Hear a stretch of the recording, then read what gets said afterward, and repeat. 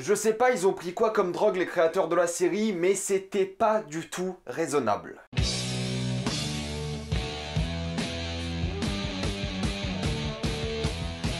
Love, Death and Robots. Comme d'habitude, jusqu'à la minute indiquée dans le titre de la vidéo, il n'y aura pas de spoilers, parce que vous êtes tranquille, après on va tout spoiler. Ils sont complètement perchés, les créateurs de cette série, et le pire, c'est que c'est David Fincher et Tim Miller. Love, Death and Robots est une série Netflix d'animation et d'anthologie, c'est-à-dire que chaque épisode est indépendant avec une thématique commune. Ici, la thématique est l'amour, la mort et les robots. Chaque épisode est donc indépendant et dure de 6 à 17 minutes maximum. Et donc, on va suivre différentes petites histoires tout le long de cette saison, et il faut dire une seule chose, ça déchire. Comme je vous l'ai dit en intro, la série a été créée par Tim Miller et David Fincher. Vous connaissez David Fincher pour Social Network, Zodiac, Mindhunter récemment, Fight Club, Gone Girl, enfin l'un des mecs les plus connus actuellement à Hollywood, l'un des réalisateurs les plus adorés aussi, et Tim Miller qui a récemment réalisé Deadpool. Et c'est marrant parce qu'il y a vraiment le mélange des deux, c'est-à-dire qu'il y a le côté sombre et sérieux de David Fincher, et de l'autre côté, le côté complètement barré de Tim Miller. On est sur une série qui va être extrêmement violente, genre vraiment très violente, qui aura énormément de nudité. Du coup, c'est pas une série d'animation pour enfants. Ça sera une série qui sera très graphique. Ça va aller loin. Il y aura des moments qui seront difficiles à regarder parce que c'est vraiment dégueulasse. J'exagère un peu de ce point de vue-là. Il y a une scène qui m'a mis très mal à l'aise, mais c'est tout. Et j'ai envie de préciser aussi que je parlerai de chaque épisode des 18 épisodes dans la partie spoiler. Je vais éviter d'aborder un peu les sujets de ces épisodes-là dans cette partie sans spoiler parce que j'ai pas envie de vous spoiler un peu le résumé de chaque épisode. Mais en gros, la grosse force de cette série, c'est que c'est une série qui est extrêmement diverse. Que ce soit du point de vue de l'animation, on va vraiment tout voir de ce que je connais en termes d'animation. Il y a des trucs qui ressemblent à du stop motion, il y a des trucs qui ressemblent à du Spider-Man New Generation, principalement l'épisode 3 qui est énormément acclamé pour son côté esthétique, qui est vraiment très réussi. Il y a de l'animation photoréaliste, il y a de l'animation cartoon, il y a de l'animation à la main, il y a vraiment toute l'animation que vous pouvez imaginer dans cette série. Il y a même un épisode de live action avec un peu d'effets spéciaux. Mais je vous en dis pas plus. Ou c'est photoréaliste, ou ça ressemble à un truc qui pourrait être dans un jeu vidéo Telltale, ou même Shank pour ceux qui connaissent, ou ça peut directement s'inspirer de L'île aux chiens. Voilà, on est vraiment sur ce spectre-là de l'animation. Et vu que l'animation est très diverse, les différents styles d'animation ont différents objectifs. Le côté photoréaliste sera souvent utilisé pour les épisodes d'horreur, je trouve. Le côté animation à la main et cel shading sera plus utilisé pour tout ce qui est fantastique. Le côté cartoon sera pour tout ce qui est un peu comédie. Et c'est la grande force de la série, c'est qu'elle est extrêmement diverse dans les thématiques qu'elle veut aborder, même si ça tourne encore une fois autour de l'amour, de la mort et des robots. Tous les épisodes ne contiennent pas ces trois thématiques-là, et je trouve d'ailleurs que c'est les épisodes les moins réussis. En gros, il y aura des épisodes qui vont parler d'amour, que ce soit d'amour vraiment charnel ou d'amour vraiment émotionnel, de mort, que ce soit de violence ou de chagrin, et de principalement science-fiction et robots et robotique de manière générale. Et les épisodes qui arrivent à mélanger ces trois thématiques-là sont souvent les meilleurs épisodes parce que les plus approfondis, les plus intelligents, et les épisodes, il y en a quelques-uns, je dirais peut-être 4-5, qui n'ont pas ces trois thématiques-là, sont les moins intéressants et ils sont juste divertissants. Alors que les épisodes qui ont ces trois thématiques-là poussent vraiment la réflexion. Il y a des épisodes qui sont, je trouve, assez profonds dans le peu de temps qu'ils ont. Je vais citer l'épisode 14, qui est extrêmement profond dans ce que ça essaie de raconter. On parlera évidemment en spoiler plus en détail de chaque épisode, mais il y a des vraies tentatives d'être existentielles à certains moments, parce que c'est toute la thématique du cosmos et de la robotique. Ça pousse la race humaine à son paroxysme, à son vraiment climax inévitable. On va dire apogée plutôt que climax quand même. Mais c'est pas non plus qu'une série philosophique. L'épisode 1 n'a rien de philosophique, c'est juste l'histoire d'une femme par exemple, qui a un passé, qui a des motivations, qui va aller au bout des choses. Et chaque épisode, ou presque tous les épisodes, ont une sorte de plot twist, une sorte de retournement de situation qui va tout changer. Et ce qui est dingue, c'est que dans le peu de temps qu'il y a pour chaque épisode, on a quand même des épisodes à 6 minutes, ils arrivent à construire un univers dans lequel t'as envie de te plonger pendant des heures. L'épisode 1, l'épisode 4, l'épisode 18, l'épisode 17, vraiment il y a énormément d'épisodes où t'as envie d'avoir un film entier au sujet de cet épisode. Parce que là, au fait, t'es servi un peu des démos, t'as l'impression des apéritifs, et ça pourrait aller tellement plus loin. Mais la force de ces apéritifs, de ces démos techniques, peut-être à certains moments, mais c'est pas vraiment le cas, parce qu'à chaque fois, c'est des vraies histoires qui sont profondes, et qui ont des idées, des personnages et des concepts. C'est un peu traître d'appeler ça une démo, parce qu'une démo, c'est plus esthétique. Là, c'est vraiment des courts-métrages, on va dire, plus que des démos, c'est peut-être plus représentatif. Mais à chaque fois, ça va vraiment très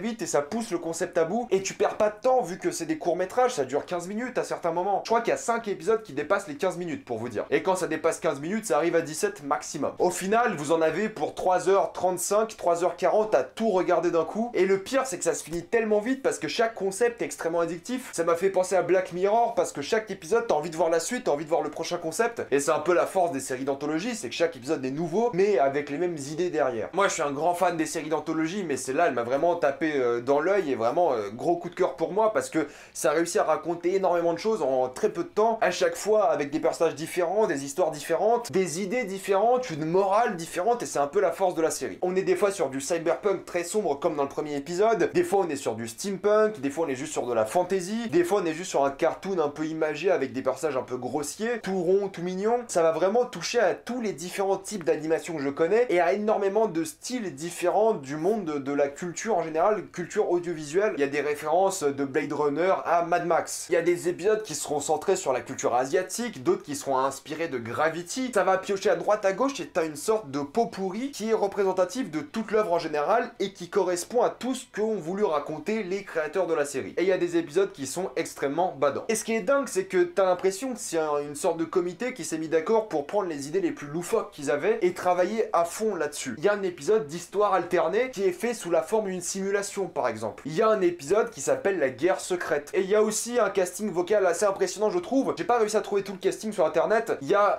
Topher Grace que j'ai reconnu, Mary-Elizabeth Winstead. J'ai aussi reconnu Gary Code et Samira Wiley par exemple. Mais eux c'est un peu de la triche parce que ou ils sont dans l'épisode live action, ou ils sont dans des épisodes avec de la motion capture. Et du coup vu que c'est leur visage et leur personnalité, leur mouvement, tu les reconnais aussi. Il y a beaucoup de casting vocal de jeux vidéo aussi, j'ai remarqué. De personnes un peu moins connues mais qui ont fait quelques jeux vidéo assez réputés. Mais j'ai pas réussi à trouver une liste vraiment définitive du casting. Parce qu'il y a plein de voix que j'ai reconnues mais j'ai pas réussi à mettre le nom ou le visage dessus. Après encore une fois, il y a quelques épisodes, pas beaucoup, qui sont moins inspirés que d'autres, et je trouve qu'ils sont beaucoup plus oubliables, mais généralement c'est une série assez mémorable avec des épisodes vraiment tape à l'œil. Si vous regardez le premier épisode et vous n'accrochez pas, ça ne sert à rien de continuer, parce que le premier épisode représente un peu ce qu'il y a de mieux dans la série et toute l'idée et l'innovation que ça veut apporter. Et le premier épisode, c'est tellement une claque visuelle, enfin c'est magnifique niveau esthétique ce qu'ils ont réussi à faire, que vous ne pouvez que continuer. Pour conclure, c'est une série très inventive, très originale, qui va arriver à te surprendre, qui aura des épisodes vraiment extrêmement bien faits et très mémorables, une véritable ambiance, une vraie création d'univers. C'est dingue qu'en aussi peu de temps ils ont réussi à parler d'autant de choses différentes, parler d'amour, de mort et de science-fiction, de robots plus principalement. Ça peut paraître bête comme ça, mais il y a des épisodes extrêmement intenses. En 5 minutes, tu peux être extrêmement stressé et c'est ça qui est très réussi. Ou alors tu peux te taper une grosse barre parce que c'est hilarant. Il y a des épisodes très très drôles. Ça me rappelle que je devrais éviter de manger du yaourt. Enfin bref, je ne peux que vous recommander Love, Death and Robots. T'as juste l'impression que c'est plein de créateurs qui se sont mis d'accord et ils ont fait un melting pot hybride d'idées et c'est juste génial. Il faut évidemment une seconde saison à cette série, enfin même si c'est pas vraiment des saisons parce que c'est plus de l'anthologie, il faut une nouvelle suite d'épisodes. Franchement Netflix, si vous annulez ça, c'est du gâchis. C'est sûrement votre meilleure série d'animation que vous avez sur la plateforme et c'est une véritable dinguerie. Avant de passer en spoiler, si vous avez aimé cette vidéo, pensez à vous abonner à la chaîne pour plus de vidéos. Mettez un j'aime, ça aide beaucoup la chaîne. Pensez aussi à soutenir la chaîne gratuitement grâce au lien dans la description et dans le commentaire épinglé. Vous regardez une petite pub et moi ça me fait un peu d'argent. Suivez-moi sur Instagram pour des critiques exclusives. Suivez-moi sur Twitter pour toutes les news et on spoil. Est-ce que vous êtes prêts pour parler de tous les épisodes de cette série? On commence avec l'un des meilleurs épisodes de la série, dans l'ordre chronologique, l'épisode 1. L'épisode 1 me prouve encore aujourd'hui que j'ai trop hâte que Cyberpunk 2077 sorte, de une, et de deux, que j'ai envie de voir un film d'animation Cyberpunk comme cet épisode 1. Entre l'histoire de l'émancipation de la femme du personnage principal, le combat de l'arène entre les deux créatures, et enfin la créature quand elle déploie sa queue, c'est splendide à regarder. C'est du porno visuel à certains moments, sans mauvais jeu de mots parce qu'il y a du porno dans cet épisode. On a un niveau esthétique où il y a des néons, c'est sombre, mais ça mélange bien le côté vraiment robotique et organique de la chose, où t'as l'impression que les hommes sont mélangés aux machines et t'as la chair et le sang et en même temps le métal, la ferraille. Et il y a ce parallèle avec les créatures de l'arène qui combattent, qui sont dans des tanks, qui sont préservés, qui sont vraiment des vraies créatures avec une vraie vie. Et t'as toute cette interaction à la fin qui est magnifique entre ces deux femmes et cette tension sexuelle qui est entre les deux, pour finalement révéler que Sonny, je crois, n'est pas en fait la femme qui est laide de chair, mais elle est en fait la créature, parce qu'après son viol et le massacre de sa chair, c'est pour ça qu'une vraie thématique de l'amour et de la violence et de la mort, c'est une femme qui veut s'émanciper, et vu qu'elle a été violée, le symbole c'est qu'on lui retire sa chair, on lui retire son identité, son corps, et cette femme-là n'a pas son corps, n'a plus contrôle de son corps elle-même parce qu'on lui a retiré ce privilège, et c'est pour ça qu'elle est vraiment la créature qui combat dans l'arène, ce qui lui donne aussi un avantage dans l'arène parce qu'elle, elle joue vraiment le combat parce qu'elle est la créature, c'est pas une connexion neuronale. Alors que la créature a une connexion neuronale avec justement la chair qui est Sony. Déjà ça parle de sujets sérieux, avec ce viol, avec le privilège d'être en possession de son propre corps, ça va vraiment très loin dans différents domaines, et je trouve qu'en 17 minutes de mettre tout ça, c'est extrêmement bien fait. Et en plus, le combat dans l'arène, il déchire. C'était tellement stylé. J'ai adoré cet épisode 1, il me faut un film juste comme ça. L'épisode 2 est complètement différent parce que l'épisode 1 était très badant et très glauque on va dire. L'épisode 2 c'est des robots qui sont des touristes dans une société post-apocalyptique. On voit bien un navire dans un gratte-ciel à un moment. C'est des robots qui visitent un peu l'ancienne ère humaine et qui font plein de trucs d'humains, qui voient à quel point c'était ridicule d'être un humain et ça n'a aucun sens. Et derrière tout cet épisode là que j'ai beaucoup aimé, c'est qu'on essaie de te jeter une sorte de message écologique que les humains se sont détruits eux-mêmes, et c'est un message vraiment bien réussi pour le coup. Mais ce qui a rendu le message plus impactant à mes yeux, c'est qu'au fait on révèle que c'est pas l'écologie ou le manque d'écologie des humains qui a fait l'apocalypse, qui a du moins amené à l'apocalypse, c'est juste le fait que les chats ont évolué génétiquement, ou du moins que les humains les ont modifiés génétiquement pour leur donner un pouce, ce qui a permis aux chats de gouverner la planète et d'éradiquer les humains, ce qui est un moyen assez intelligent parce que du coup ça fait passer le message écologique comme une blague, alors que c'est le vrai message, tout en faisant passer le vrai prétexte de l'apocalypse sur les chats. Le fait de prendre ça avec humour, ça renforce l'idée écologique plus qu'autre chose, et l'épisode était juste hilarant. L'épisode 3, c'est l'épisode qui est sûrement le plus réussi, je trouve, esthétiquement. Ça m'a beaucoup fait penser à certaines scènes de Spider-Man Into the Spider-Verse. On n'est pas exactement à du 24 images par seconde, on a énormément de néons, on est sur quelque chose qui bouge vite, mais en même temps qui a l'air ralenti. En plus, ça a l'air de se passer dans une ville chinoise, ou du moins asiatique d'Asie de l'Est, c'est sous-entendu que c'est Hong Kong. Mais tout l'épisode, qui est une énorme course-poursuite, au fait, c'est plus, pour le coup, je trouve, une démo visuelle plus qu'une histoire, même si on se rend compte qu'en fait, c'est une faille temporelle et le truc se répète en boucle. C'est vraiment un épisode extrêmement visuel qui est censé jouer sur tes sens. D'un bout à l'autre, l'idée, c'est que tu regardes et que t'admires. Que ce soit le meurtre, les corps, quand il y a cette danse de cette femme dénudée, on est sur quelque chose qui est très sensoriel, et c'est ça, justement, qui a beaucoup plu sur Twitter, j'ai vu, c'est que tout le monde adore cet épisode 3 parce qu'il est esthétiquement très plaisant à regarder. Et c'est la grande force de l'épisode. Mais en même temps, l'épisode te surprend avec cette faille temporelle qui n'a pas vraiment d'intérêt scénaristique, mais qui joue quelque chose de très intéressant, mais qui complète un peu la boucle esthétiquement. L'épisode 4 était très plaisant à regarder aussi, c'est l'histoire des fermiers sur une lune lointaine. Ils sont sur une planète hostile et ils ont créé des fermes avec un champ de protection, et de temps en temps ces fermiers doivent arrêter les créatures qui viennent là. C'était à mes yeux un mélange entre Sans un bruit et XCOM pour ceux qui ont joué, surtout dans le design des créatures. C'est un épisode plus sympathique, divertissant qu'un épisode thématique. Encore une fois, il y a le retournement de situation que c'est une ferme sur une lune éloignée, ou du moins sur une autre planète. Il y a cette histoire de sacrifice qui est bien abordée et c'est esthétiquement très plaisant à regarder. T'as plus l'impression que c'est l'animation à la main. Encore une fois, très peu d'images par seconde, du moins c'est l'impression qu'on te donne, mais ça marche très très bien. C'est plus un épisode divertissant qu'autre chose, et je trouve qu'il était quand même très réussi. Je sais qu'il y a énormément de personnes qui ont aimé cet épisode. Moi, il m'a pas mis une énorme claque, j'ai juste été très diverti devant. Mais c'est vrai que t'as envie d'en savoir un peu plus sur les fermes, sur les lunes et sur la colonisation de l'homme et de l'espace. Le cosmos et l'espace, c'est une thématique qui revient très très souvent. L'épisode 5 est aussi très divertissant, je trouve, et je trouve que c'est le premier épisode vraiment d'horreur. On a donc ces chercheurs qui sont en train de rechercher Vlad l'Empaleur, qui était un vampire. Déjà, j'aime beaucoup l'esthétique du vampire et de l'épisode en général. Encore une fois, extrêmement violent, mais c'est vraiment le premier épisode d'horreur, je trouve. C'est l'histoire de ces mercenaires qui tombent sur Vlad l'Empaleur, sur des vampires, et ils essaient de combattre justement le Dracula. Ça m'a fait marrer parce que sur les sous-titres, Netflix y a marqué qu'il parle roumain. Dracula, parce qu'il était roumain, du moins Vlad l'Empaleur était roumain, et je parle roumain, et il parle pas du tout roumain. Genre, il parle le chétan, il parle le démon, ou alors il parle très très mal roumain, comme si un Britannique parlait roumain. Ça montre encore une fois qu'il y a de la vraie diversité dans les épisodes et qu'ils peuvent faire un épisode d'horreur très réussi et très très gore. Quand le stagiaire se fait démembrer d'un bout à l'autre, c'était pas très agréable à regarder, mais c'était très réussi. L'épisode 6, j'étais mort de rire d'un bout à l'autre parce que c'est un épisode très intelligent dans ce qu'il essaie de raconter, dans le sens où les yaourts dominent maintenant la planète. Oui, les yaourts que vous mangez maintenant, c'est les rois du monde. Ils ont essayé d'aider la race humaine, mais la race humaine, par corruption, par égoïsme,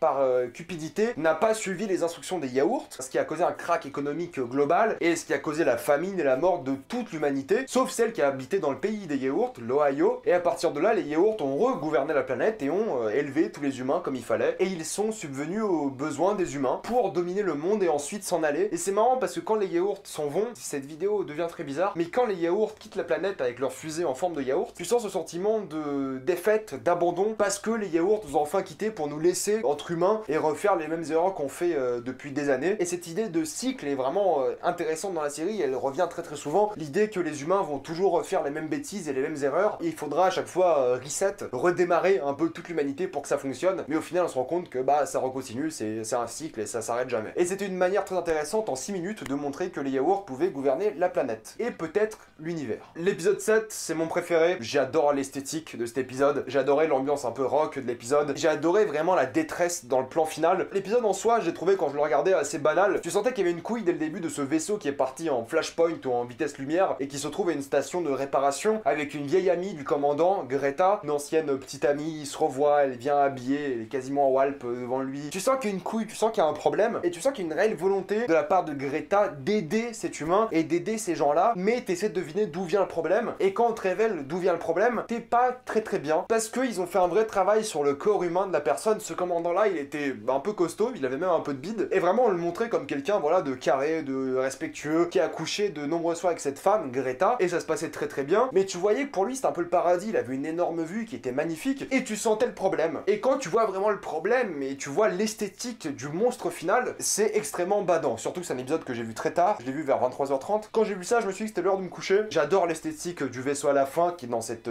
toile d'araignée dégueulasse organique, le commandant qui se réveille mal nourri, parce qu'il est très maigre, avec de la barbe, et tu vois cette créature qui arrive, une sorte d'arachnide avec une sorte de trou où tu supposes qu'elle met la tête du commandant pour lui filer ses visions. Esthétiquement, c'est somptueux parce que c'est horrible. C'était vraiment l'épisode le plus Lovecraftien, je trouve, cette créature que tu n'as pas envie de voir. Et Greta le dit avant, c'est qu'elle pensait du bien du commandant. Elle ne voulait pas le faire montrer au commandant parce qu'elle l'aimait vraiment. Tu sentais qu'elle était impliquée quand même. Et elle lui dit, tu n'es pas prêt. Ce qui est un truc qui arrive souvent dans Lovecraft, c'est que tu ne peux pas montrer la créature parce que la créature détruirait la santé humaine et détruirait l'humain en général. C'est un truc que t'as dans la mythologie grecque aussi, la vraie forme des dieux n'est pas visible par les humains. Très mythologique et très Lovecraftien pour le coup. Et quand tu vois la créature, bah toi aussi tu bugs parce que c'est immonde. Même si tu connais pas vraiment les vraies motivations de la créature, c'est peut-être juste une créature qui se nourrit de ce personnage-là en lui le bouffant, c'est peut-être pour ça qu'il perd du poids aussi. Mais peut-être cette créature est aussi bienveillante et essaie de garder ce personnage-là en vie. Mais t'en sais rien. Mais juste l'aspect visuel et le cri que pousse le commandant à la fin, ça te donne des frissons et tu comprends un peu l'ambiance de cet épisode. Moi j'ai adoré cet épisode, c'est pour ça que j'en ai un peu plus parlé que les autres. Je trouve qu'il est réussi d'un bout à l'autre et quand tu vois la fin, t'as envie de revoir l'épisode en entier. Pour le coup, c'est mon épisode préféré, j'ai absolument adoré l'épisode 7. Un épisode un peu plus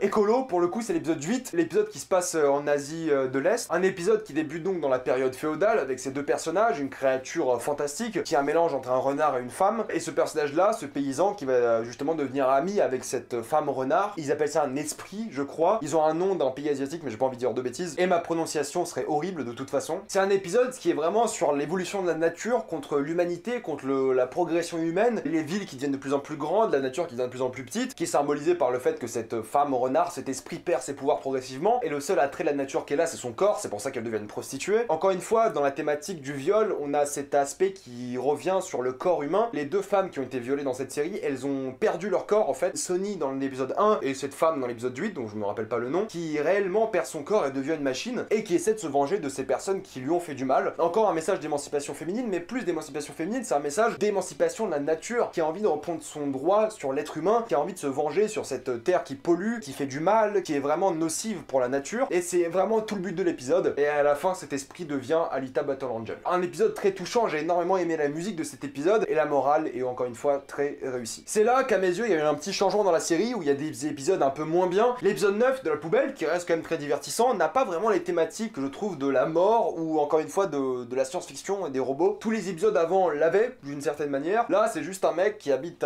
dans une poubelle, dans une grosse décharge, qui se fait un pote ou une pote monstrueux, qui est au fait juste une énorme décharge vivante, qui se nourrit, qui grossit, et j'ai pas trouvé le message derrière, j'ai pas trouvé ça très drôle, j'ai trouvé ça un peu divertissant. C'est pas aller plus loin, je trouve que c'est un peu dommage. Il y a cette idée de propriété du secteur privé qui a envie d'en acheter pour construire des bâtiments, je crois, de l'immobilier, ou un centre commercial, je sais plus trop ce que c'était. C'est peut-être encore une fois un constat sur la nature qui reprend ses droits. J'ai pas cru plus que ça. C'est un épisode qui m'a plutôt déçu parce que c'est pas allé assez loin, je trouve. Épisode 10, j'ai vraiment vraiment surkiffé aussi parce qu'il y avait dès le début une sorte de bromance entre les deux soldats. Les deux soldats loups-garous, c'est une idée assez loufoque, encore une fois. L'armée américaine qui a recruté des loups-garous pour faire la guerre, tout simplement, en Irak, je crois. On est sur une guerre entre loups-garous et de l'armée qui est très touchante aussi et qui est encore une fois un moment très horrifique où justement ce loup-garou va visiter le camp qui a été assassiné, où il trouve son pote complètement déchiqueté et qui va ensuite se venger des deux loups-garous qui ont tué son pote et le campement américain, mais qui va aussi quitter l'armée américaine parce qu'il n'est pas assez bien reconnu de l'armée américaine, n'est pas assez bien respecté, ce qui vient à plein de soldats qui se sont battus pour les États-Unis et qui n'ont pas été respectés, qui n'ont pas eu leur dû. Encore une fois, le respect des vétérans, des soldats différents, c'est un truc très américain qu'on n'a pas énormément en France, mais qui a très bien marché parce qu'il était poussé à bout, et avec cette histoire de loup-garou, ça a donné un peu plus de piment. Et le combat à la fin avec les loups-garous était très gore. On a quand même un loup-garou qui a bouffé la mâchoire d'un autre loup-garou. On est à ce niveau-là. Mais encore une fois, il y avait la thématique de l'amour entre ces deux frères qui s'aimaient, et la thématique de la mort avec la mort de ce frère, mais il manquait la thématique science-fiction, comme dans l'épisode 9, il manquait un peu de tout ça, et c'est pour ça que je disais que c'est l'épisode les moins bien, même si le 10 est très divertissant, ça aurait dû peut-être aller encore un peu plus loin. L'épisode 11, c'est Gravity, en gros le film, sauf que ça se passe mal, et t'as tout ce moment où t'as cette femme qui est perdue dans l'espace, qui va arracher sa combinaison pour se propulser dans l'espace vers sa station, mais elle échoue, du coup elle doit arracher son bras, et c'est là que je parlais de la scène très dégueulasse. Quand elle arrache son bras, t'entends le bruit, l'os qui craque, la chair qui s'enlève. Belle référence, je trouve, à Dead Space, avec le bras perdu dans l'espace. Je pense que c'est fait exprès parce que c'est quasiment le même angle. Un épisode sympa, mais encore une fois, thématiquement, c'est pas allé très très loin. Peut-être l'amour de soi, le sacrifice de soi, la mort et ce qu'on fait pour l'éviter. Et il y avait le côté science-fiction avec justement la station spatiale. Voilà, un épisode, encore une fois, très divertissant. Mais c'est pas celui qui m'a le plus choqué. S'il y avait pas cette scène où elle s'arrache le bras avec le bruit, je l'aurais, je pense, oublié un peu plus vite. L'épisode 12, je l'ai adoré, c'est l'épisode de l'océan dans le désert. Il y a tout ce moment où ce père et son fils se parlent, ils sont un peu dans le pétrin, ils sont perdus dans le désert. Et il y a ce moment où le fils dit « je n'ai jamais vu l'océan », alors que le père est allé partout aux États-Unis, il connaît tout. Et t'as l'océan, qui était un vieux océan, qui revient un peu à la vie autour d'eux. Il y a des créatures, le fils est ému, il voit plein de bestioles qu'il a jamais vues, des trucs gigantesques, beaux, et il décide donc d'aller nager avec les poissons. C'est là que le drame arrive, c'est que le père essaie de le prévenir, mais il y a un requin qui arrive là. Et il y a encore une fois cet aspect au cosmique, dans le sens où quand le fils meurt, il regarde vers le ciel, il accepte un peu son destin, il y a cette acceptation de la mort qui est assez pertinente, et quand justement l'océan disparaît et les étoiles ressurgissent, t'es sur le cosmique, t'es sur l'acceptation du destin, et sur le fait que tu ne pouvais rien faire pour changer ça, et quand le père voit ça, il y a une sorte de sentiment de solitude qui l'attaque directement. Il a essayé de sauver son fils mais il a rien pu faire, et t'as ce ciel plein d'étoiles qui resplendit dans le désert, avec ce père qui est tout seul maintenant. Encore une fois, quelque chose de très cosmique, je trouve, qui parlait d'amour, de cet amour paternel, et de la mort un peu acceptée dans cet épisode. Mais esthétiquement et musicalement, c'est l'un des plus réussis et des plus mémorables. L'épisode 13 aussi, très sympa, je trouve que ça va pas plus loin que ça. C'est l'histoire de cette femme et de ce vaisseau qui a une sorte de conscience sous-entendue. Cette femme qui s'est bien portée avec ce vaisseau, et ce vaisseau qui va tout faire jusqu'à se sacrifier pour elle, pour la sauver, juste parce qu'ils s'entendent bien. Donc voilà, c'est une histoire assez mignonne entre cette femme et ce vaisseau, entre cette entité qui est le vaisseau qui était délaissé par tout le monde, et cette femme qui l'accepte, qui l'aime comme un peu sa fille, comme un peu sa sœur, voilà, vraiment une figure encore une fois maternelle. Très bien foutu, je trouve l'épisode, c'est l'un des épisodes en motion capture, je pense en tout cas, très divertissant, esthétiquement très plaisant à regarder, et la fin est assez touchante quand le vaisseau se sacrifie pour faire le plus de victimes possible. L'épisode 14, je trouve que c'est le plus profond de tous les épisodes, le plus intéressant thématiquement, c'est l'épisode de Zima, l'œuvre de Zima. La conclusion de cet épisode, c'est qu'il y a ce peintre qui voulait faire des œuvres titanesques, vraiment tout repeindre, avec ce bleu, qui est le bleu Zima, qui était surnommé comme ça. Et au fait, ça c'est une thématique assez intéressante dans l'être humain en général. L'être humain, il a une sorte de volonté d'aller chercher les étoiles, d'aller le plus loin possible, de toujours se surpasser, de vraiment viser la lune. Et à ce moment même où, au fait, cette personne-là qui cherche vraiment le cosmos, une entité spatiale profonde, une sorte de raison à la vie, une sorte d'appréciation de l'univers, cette entité-là, Zima, va se rendre compte que c'est pas ça sa vie. C'est pas la recherche de la vérité absolue, mais c'est plus la recherche d'une chose banale, d'une chose simple. Et c'est un truc qui arrive souvent dans énormément d'œuvres, et c'est un truc qui arrive chez beaucoup de personnes, c'est qu'ils ont une volonté d'aller extrêmement loin, ils sont aisés, ils ont envie de vivre plein de trucs, mais ils oublient un peu les choses simples, les choses banales, la facilité de la vie un peu, souvent dans le côté occidental de la chose, qui arrive dans pas mal de films des années 90, surtout American Beauty. Pour moi, c'est un peu la même thématique, c'est que c'est cette personne-là qui a tout ce qu'elle veut, mais qui n'est pas heureuse parce qu'elle veut autre chose. Mais elle ne sait pas ce que c'est, et il faut retourner à quelque chose de plus simple, et c'est ce que fait Zima. Il retourne à son état natif, son état primitif même, de nettoyeur de piscine. Ça a l'air un peu con comme ça. Il est heureux en faisant une tâche banale, simple, mais ça lui va. C'est pour moi l'épisode le plus subtil et le plus intéressant de toute la saison, et quand t'as Zima qui se désintègre dans la piscine, tu sens un soulagement et t'es heureux pour lui. Et ça vient au fait de dire que les gens qui réfléchissent le moins sont aussi les plus heureux, parce que Zima était tellement à fond, il réfléchissait tellement qu'il voulait tout obtenir, et au final il devait juste être un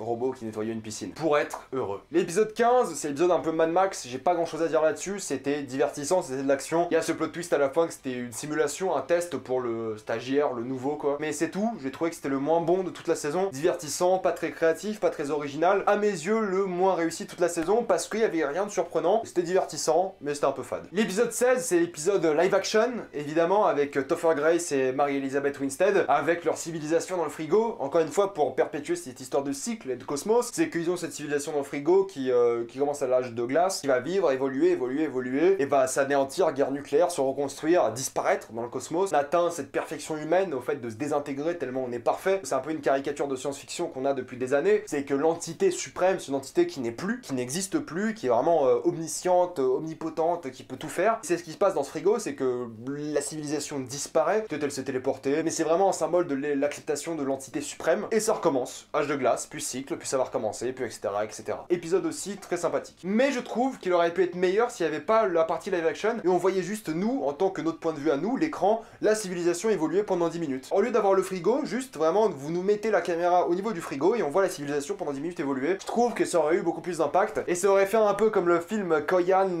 4-6 je crois, un truc comme ça, la trilogie de films que je vous conseille, ça aurait fait un peu cet effet là et je trouve que ça aurait bien marché. Donc un peu déçu que c'est pas allé dans ce sens là, mais l'épisode était quand même très divertissant. L'épisode 17, il faut une chaîne YouTube Love, Death and Robots ou genre Love, Death and Robots et Alternate History où ils font juste des trucs comme ça. De l'histoire alternée mais complètement barrée. Là ils ont pris le cas où Adolf Hitler se fait tuer durant sa jeunesse et il faudrait faire tous les exemples possibles et poster ça pendant 5 minutes sur YouTube tous les mois. Je veux ça, s'il vous plaît, c'était beaucoup trop drôle. Ça va de Adolf Hitler qui se fait tuer par un gang de juifs, à Adolf Hitler qui se fait tuer par de la gélatine soviétique, à Adolf Hitler qui se fait tuer dans un Kama Sutra nazi de prostituées, enfin n'importe quoi, à Adolf Hitler qui se fait sauver par son futur lui-même, et du coup il se touche et l'univers disparaît, ce qui donne un blue screen. Il faut un truc comme ça, et la suite c'était sur Abraham Lincoln, et j'aimerais beaucoup voir ça. Faites ça sur Abraham Lincoln, sur Jésus, il y a plein de trucs à faire comme ça, et il faut le faire. L'épisode 18, encore une fois de l'horreur, ça m'a beaucoup fait penser à Metro 2033, avec le côté photoréaliste. C'est l'armée rouge, on suppose, peut-être après la Seconde Guerre mondiale, ou pendant la Seconde Guerre mondiale, qui essaie justement de tuer des ghouls, parce qu'un ancien